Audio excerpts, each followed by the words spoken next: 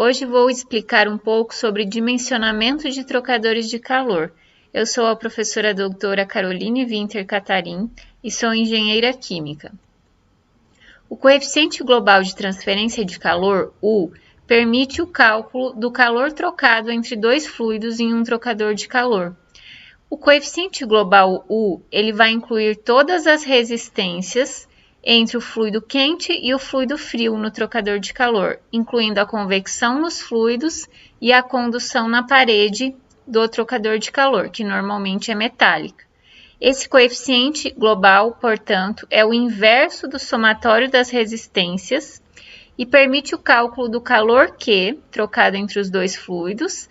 O coeficiente global é o U, A é a área de troca térmica e o ΔT, a média de temperaturas ao longo de todo o trocador. Esse coeficiente global, ele engloba, como eu disse, todas as resistências, convecção no fluido frio, condução na parede e convecção no fluido quente. Mas a gente ainda tem que levar em consideração a resistência das incrustações, porque elas ocorrem na superfície dos tubos ou chapas dos trocadores, tanto no contato do fluido quente quanto no do fluido frio, atuando como uma resistência térmica adicional no processo de troca. Então, a gente deve incluir essa resistência que vai aumentando com o tempo e que requer que você faça uma limpeza no trocador de calor periodicamente, senão você vai perder muito a eficiência de troca térmica. Para o cálculo do calor, a gente pode usar a fórmula do calor sensível, que precisa da massa ou a vazão mássica do fluido, o calor específico dessa substância e a diferença de temperaturas. Sempre você vai saber uma temperatura. Por exemplo, eu sei a temperatura que o fluido entra e eu quero que ele resfrie o outro fluido até uma certa temperatura de processo.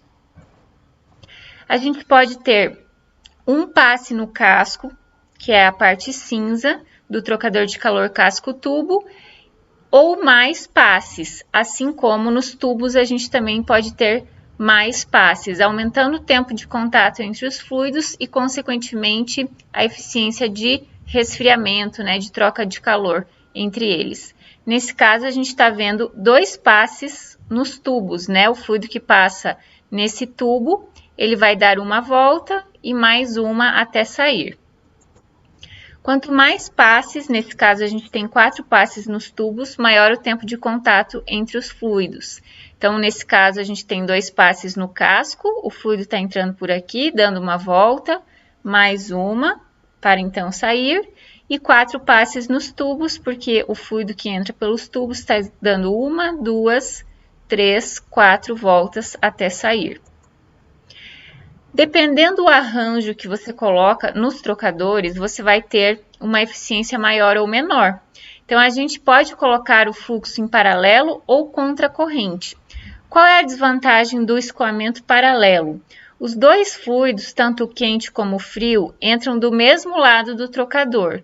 Então, você tem uma grande diferença de temperatura em um lado, mas a diferença cai muito na saída, Então, se a temperatura dos dois está muito próxima, eu perco o potencial de troca térmica.